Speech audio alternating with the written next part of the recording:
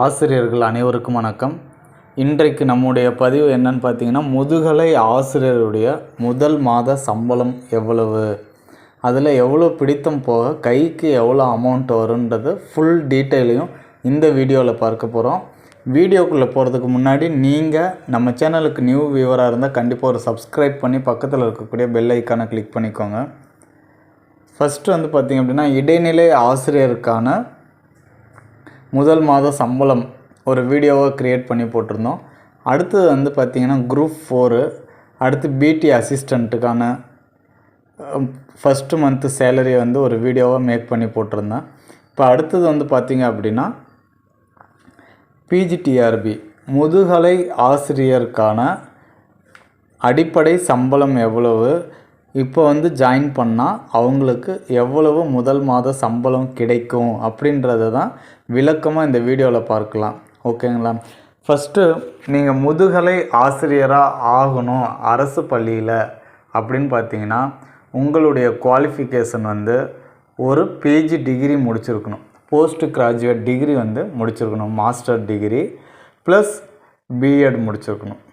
ஓகேங்களா? ஸோ இது 2 முடிச்சிருந்தீங்க அப்படின்னா கண்டிப்பாக நீங்கள் பிஜிடிஆர்பி எக்ஸாம் எழுதுவதற்கு எலிஜிபிள் ஆகுறீங்க. ஸோ இந்த எக்ஸாமுக்கு டிஎன்டிஇடி ஆசிரியர் தகுதி தேர்வு அவசியமா அப்படின்னு கேட்டால் கண்டிப்பாக அவசியம் கிடையாது. ஓகேங்களா? இதற்கு எந்த எலிஜிபிலிட்டி டெஸ்ட்டும் கிடையாது. ஓகேங்களா? இது டைரெக்டாக பிஜிடிஆர்பி ஒரே ஒரு எக்ஸாம் எழுதுனீங்க அப்படின்னா கண்டிப்பாக நீங்கள் என்ன பண்ணிடலாம், அதில் செலக்ட் ஆனாவே போதும். இதில் வந்து ஒரே ஒரு க்ரிட்டீரியா இருக்குது எலிஜிபிள் அப்படின்னு பார்த்தீங்கன்னா, தமிழ் எலிஜிபிள் டெஸ்ட்டு. ஸோ அந்த தமிழ் எலிஜிபிலிட்டியில் நீங்கள் வந்து 20 மார்க் எடுத்துட்டீங்க அப்படின்னா நீங்கள் வந்து என்னதுங்க எலிஜிபிள் ஆகிடுறீங்க. அவ்வளோதான், வேறு எதுவும் இதில் கிடையாது. பிஜி வித்து ஒரு பிஎட் அவ்வளோதாங்க. ஸோ இதை முடித்தாவே நம்ம பிஜிடிஆர்பி எழுதலாம். ஓகேங்களா? ஸோ நம்ம முதுகலை ஆசிரியராக அரசு பள்ளியில் சேர்றோம் அப்படின்னா 11 மற்றும் 12ஆம் வகுப்பு +1 +2 கிளாஸை வந்து நீங்கள் ஹேண்டில் பண்ணலாம். ஓகேங்களா? சரி வாங்க, இப்போ வந்து பிஜிடிஆர்பி நம்ம அப்பாயின்மெண்ட் ஆகிட்டோம் அப்படின்னா நமக்கு வந்து ஸ்கேல் ஆஃப் மேட்ரிக்ஸில் எந்த லெவலை ஃபிக்ஸ் பண்ணுறாங்க அப்படின்னு பார்த்தீங்கன்னா லெவல் 18. ஓகேங்களா? லெவல் 18 தான் நம்முடைய பிஜி அசிஸ்டண்ட்டுக்கான ஸ்கேல் ஆஃப் மேட்ரிக்ஸுடைய லெவல். இப்போ வந்து பார்த்திங்க அப்படின்னா 36,900 ஆரம்பித்து 1,16,900 வரைக்கும் நம்முடைய லெவலில் இருக்குது. ஓகேங்களா? 36,900லேருந்து 1,16,900. ஸோ இதுதான் நம்முடைய லெவலில் இருக்குது. ஸோ இதை வச்சு தான் நம்ம கால்குலேட் பண்ண போகிறோம். இப்போ நம்முடைய முதல் மாத சம்பளம் எப்படி கால்குலேட் பண்ணணும் அப்படின்னு பார்த்தீங்கன்னா, பேசிக் அப்படின்னு பார்த்தீங்கன்னா 36,900. இந்த 36,900க்கு டிஏ அதாவது டியர்னஸ் அலவன்ஸ் பஞ்சப்படி அப்படின்னு சொல்லுவோம். ஸோ இப்போ கரண்ட்டில் எவ்வளோ கொடுத்துட்ருக்காங்க அரசு ஊழியர்களுக்கு அப்படின்னு பார்த்தீங்கன்னா 55% கொடுக்குறாங்க.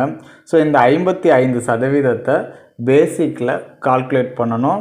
நீங்கள் கால்குலேட் பண்ணிங்க அப்படின்னா 20,295 ரூபா வரும். ஸோ இதுதான் நம்முடைய டிஏ. ஓகேங்களா? அடுத்தது ஹச்ஆர்ஏ ஹவுஸ் ரெண்ட் அலவன்ஸ் அப்படின்னு சொல்லுவோம். ஹச்ஆர்ஏ வீட்டு வாடகைப்படி அப்படின்னு சொல்லுவாங்க. ஸோ இதற்கு மினிமமாக 1,800 ரூபா நம்ம வச்சுக்கிறோம். இதே வந்து சென்னையில் இருக்கீங்க அப்படின்னா, சென்னையில் இருக்கக்கூடிய ஸ்கூலில் ஒர்க் பண்ணுறீங்க அப்படின்னா 4,200 ரூபா. இப்போ இது வந்து பார்த்திங்கன்னா இடத்துக்கு இடம் மாறுபடும். ஸோ இது வந்து பேசிக்காக மிக குறைவானது ஹச்ஆர்ஏ கொடுக்குறாங்க அப்படின்னு பார்த்தீங்கன்னா 1,800 ஸோ அதை நான் வந்து பொதுவாக இதுக்கு எடுத்துக்கிறேன். அடுத்தது மெடிக்கல் அலவன்ஸ் மருத்துவப்படி வந்து 300 ரூபா நமக்கு கொடுக்குறாங்க.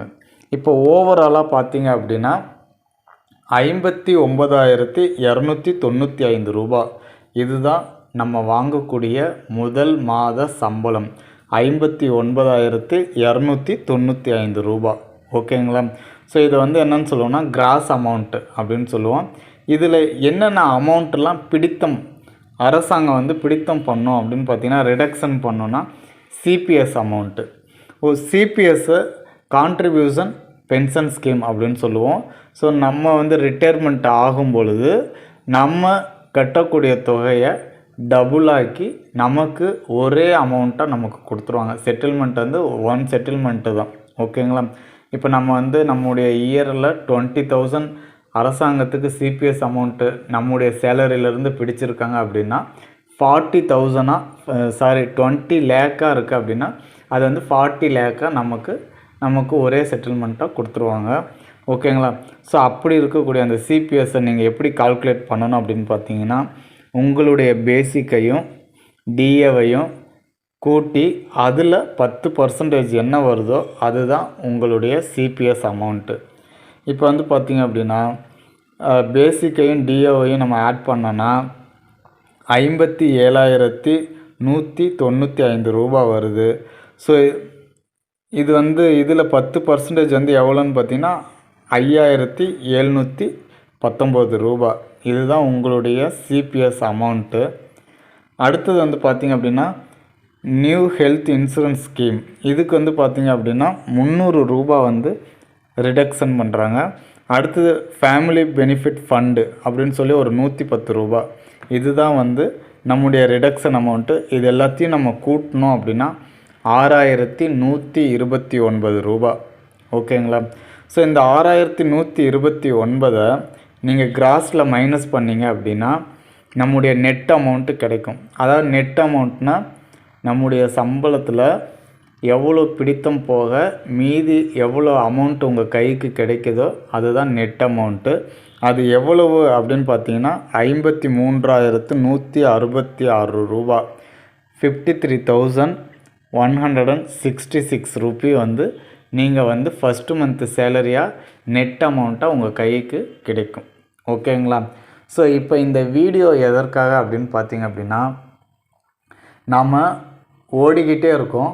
நம்முடைய வேகத்தை அதிகரிக்கணும் அப்படின்னா நாம் ட்ராவல் பண்ணி ஜெயிச்சிட்டோம் அப்படின்னு நமக்கு என்ன கெயின் கிடைக்கும், நமக்கு என்ன பெனிஃபிட்டு அப்படின்றத நீங்கள் தெரிஞ்சுக்கிட்டிங்கன்னா உங்களுடைய வேகம் வந்து எப்படி இருக்கும், அதிகமாகும். ஓகேங்களா? ஸோ இது வந்து நீங்கள் ஒரு மோட்டிவேட்டடாக எடுத்துக்கோங்க. வேக்கன்சி குறைவாக இருக்குது, எக்ஸாம் வரும்போது படிச்சுக்கலாம். ஸோ எதுவுமே தள்ளி போடாதீங்க. உங்களுடைய வெற்றிக்கான பாதையை நோக்கி மட்டும் போயிட்டே இருங்க. குதிரைக்கு கடிவாளம் கட்டின மாதிரி இந்த ஒரு ஆண்டு எக்ஸாம் முடிகிற வரைக்கும் நீங்கள் என்ன பண்ணுங்கள், புக்கு தான் படிக்கணும், கொஸ்டினை வந்து ப்ராக்டிஸ் பண்ணணும். ஸோ இதை மட்டும் ரெகுலராக வைங்க. நமக்கு வேக்கன்சி குறைவாக இருக்குது, நமக்கு கிடைக்குமா கிடைக்காதா, ஸோ எந்த ஒரு டவுட்டும் வேணாம். நம்மளுடைய உழைப்பை நம்ம நம்பணும் அப்படின்னா நம்ம கண்டிப்பாக ஜெயிச்சிருவோம். இந்த வாய்ப்பு தான் இறுதி வாய்ப்பு அப்படின்னு நினச்சி உங்களுடைய போராட்டத்தினுடைய வேகத்தை அதிகப்படுத்துங்க. கண்டிப்பாக ஜெயிச்சிருவீங்க. உங்களால் முடியலனா யாராலையும் முடியாது. கண்டிப்பாக உங்களால் ஜெயிக்க முடியும். All the best. Thanks for வாட்சிங். Now thank you to all.